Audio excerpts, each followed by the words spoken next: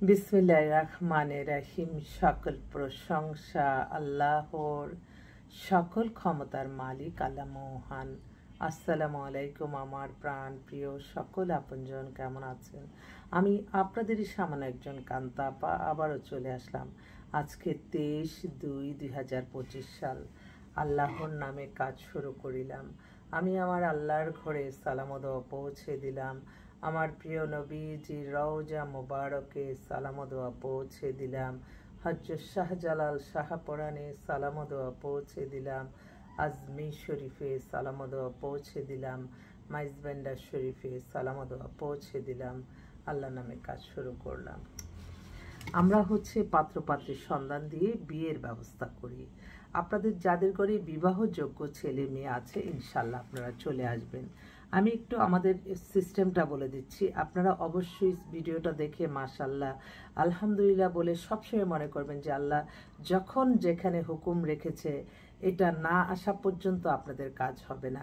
আপনারা বায়োডাটার ছবি দিবেন, আপনাদের প্রাথমিক পছন্দটা বলে দিবেন, আমাদের এখানে মেম্বার হবেন। হওয়ার পরে আপনি পছন্দ করেছেন, ওই পক্ষ পছন্দ করে কিনা সেটা কিন্তু আপনারা জানেন না।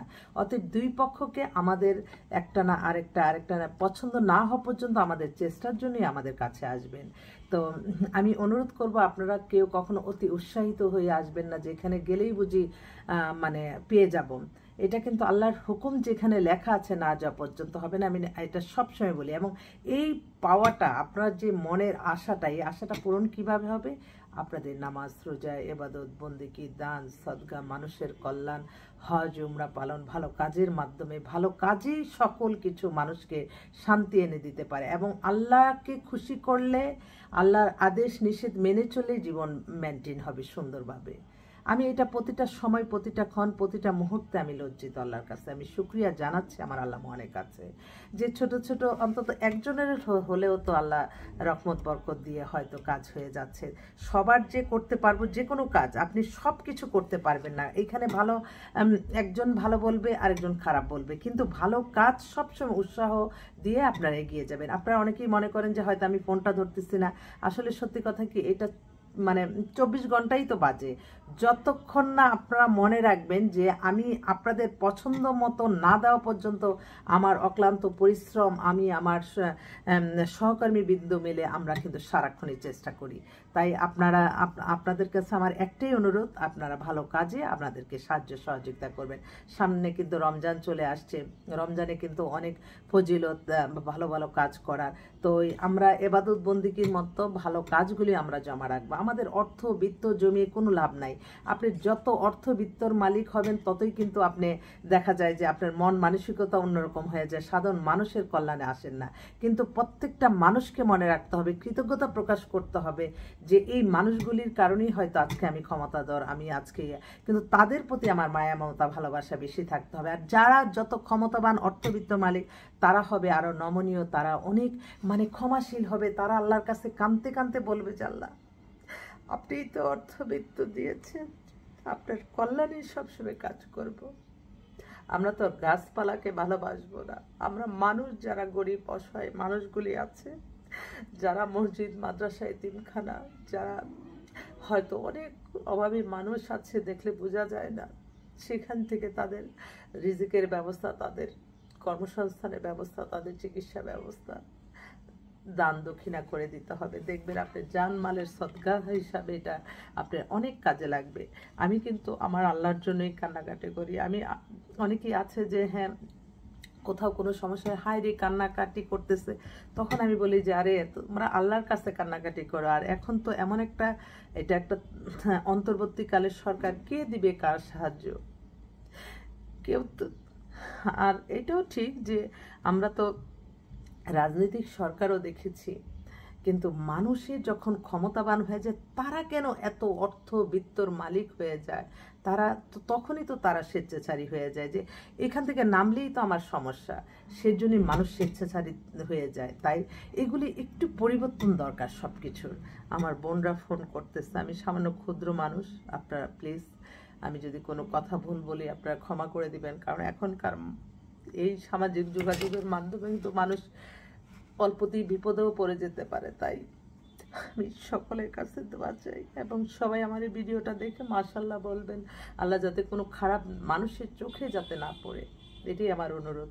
তো এই মুহূর্তে আসলে আমার একটা বোন, সে অনেক সুন্দর, তো তুমি, ওর নাম হচ্ছে প্রিয়া, ওর নরসিংদীতে বাসা, ও মাস্টার্স করছে, ওর বয়স 30, 5 ফিট 4 লম্বা, নামমাত্র একটা ডিভোর্স, ও নরসিংদীতেই সেটেল। ও একটা বলছে যে আপু আমাকে যে একটা ভালো একটা ছেলে দাও, দুজনে মিলে সংসার করবো। আমি আচ্ছা আলহামদুলিল্লাহ বলে দিচ্ছি।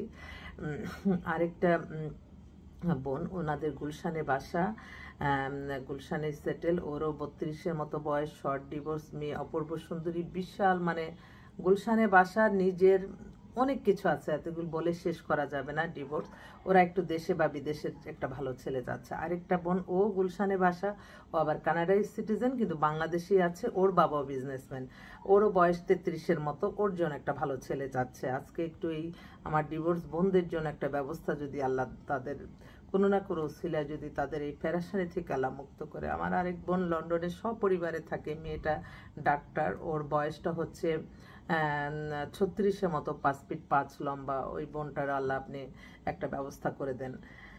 আরেকটা বোন, ও লন্ডনের সিটিজেন, ও ডাক্তার, ও হচ্ছে অবিবাহিত, ওরও 26-এর মতো বয়স, ওর জন্য একটা ভালো ছেলে যাচ্ছে লন্ডনে থাকা। তারপর আরেকটা বোন, সে হচ্ছে বিধবা, ও নিউজিল্যান্ডে ছিল, এখন চলে আসছে, ওর 45-এর মতো বয়স, ও চাচ্ছে বাংলাদেশে থাকা, ভালো ছেলে, যদি বিদেশে সেটেল হতে চায় যেতে পারে। এই আস্তে আস্তে একটু বলতেছি। তারপরে এছাড়াও কিন্তু আমাদের কাছে কিন্তু অনেক চাকরিজীবী মেয়ে আছে, যারা একটু চাকরিজীবী খুঁজেন, আপনারা যোগাযোগ করতে পারেন। আরেকটা বোন সরকারি চাকরি করে, একজন হচ্ছে উপসচিব, ও 45-এর মতো, ও বিধবা।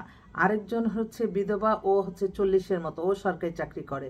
এই দুজন সরকারি চাকরিজীবী, বিধবা, ওদের জন্য একটু ভালো ছেলে চাচ্ছে। এছাড়াও কিন্তু আমাদের কাছে আরও কিছু আসছে। আমি আসলে অফিসে যে আবারও আপনাদের মাঝে দরকার হয়ে আসবো ইনশাল্লাহ। আরেকটা বোন ব্যাংকে জব করে, ওর 36-এর মতো বয়স, বসুন্ধরাতে বাসা, মেয়েটা দেখতে অপূর্ব সুন্দরী, ও ডিভোর্স, ওর জন্য একটা ভালো ছেলে যাচ্ছে। তো আপনারা যোগাযোগ করতে থাকেন। আমাদের মোবাইল নাম্বারগুলি বলে দিচ্ছি: 01971860261। আরেকটা নাম্বারও আছে 01711860261।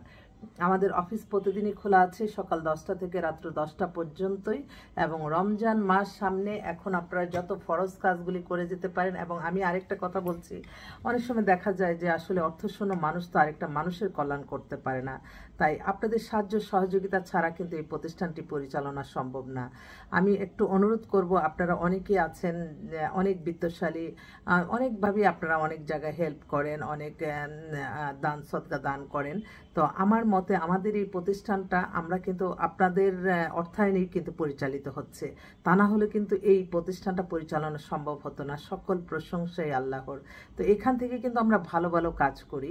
তো আপনারা কিন্তু এখানে আমাদের, আমি এটা বলতে আমি বাধ্য হচ্ছি যে আপনাদেরই যেহেতু কাজ করি, আপনার বিভিন্ন জায়গায়, আপনার মসজিদ, মাদ্রাসা, এতিমখানায় হয়তো আপনারা জানমালের সদকা দান করেন। আমার মায়ের নামে আমি একটা মাদ্রাসা পরিচালনা করি, আর একটা মাদ্রাসা ইনশাল্লাহ, 2টা মাদ্রাসা পরিচালনা করি।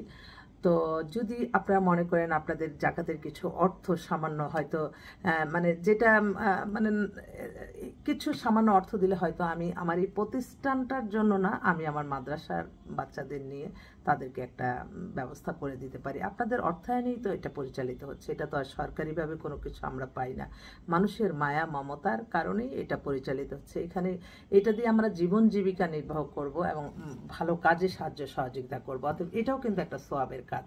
আলহামদুলিল্লাহ, আপনাদের দোয়া নিয়ে কাজ শুরু করলাম। আপনারা ভালো থাকবেন, দোয়া করবেন সবাই। আসসালামু আলাইকুম।